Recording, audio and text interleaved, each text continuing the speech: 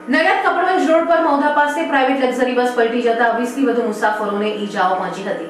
ઘટનાને પગલે 108 વાનને જાણ કરાતા મૌધા, નડિયાદ, કપડવંજ, લસુંદ્રા અને હલદરવાસની 108 વાનની ટીમ ઘટના સ્થળે પહોંચી ઘાયલોને સારવાર અર્થે હોસ્પિટલ ખાતે ખસેડવાની કામગીરી હાથ ધરાઈ હતી। મૌધા ભાને રોડ ઉપર ફલોલી ગામ નજીકથી પસાર થઈ રહેલી લક્ઝરી બસ રોડની સાઈડમાં પલટી મારી જતા બસમાં મુસાફરી કરી રહેલા 20 થી વધારે મુસાફરોને ઈજાઓ પહોંચી હતી।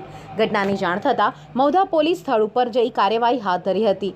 મૌધા નજીક આવેલ મીનાવાડા ખાતે દર્શન કરી દર્શનાર્થીઓને ગાંધીનગરના પેથાપુરા તરફ લઈ જતી લક્ઝરી બસના ચાલકે સ્ટીયરિંગ પરનો કાબુ ગુમાવતા બસ રોડની સાઈડમાં પલટી મારી ગઈ હતી। ઘટનાને પગલે આસપાસથી લોકો દોડી આવ્યા હતા અને ઈજાગ્રસ્તોને બસમાંથી બહાર કાઢ્યા હતા।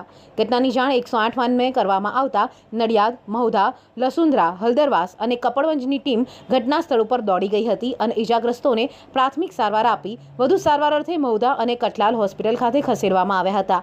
ઘટનાની જાણ થતાં જ મૌધા પોલીસની ટીમ ઘટના સ્થળે પહોંચી હતી।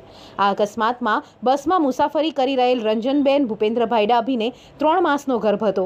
અકસ્માતમાં તેમને પણ પગમાં ઈજાઓ પહોંચી હતી।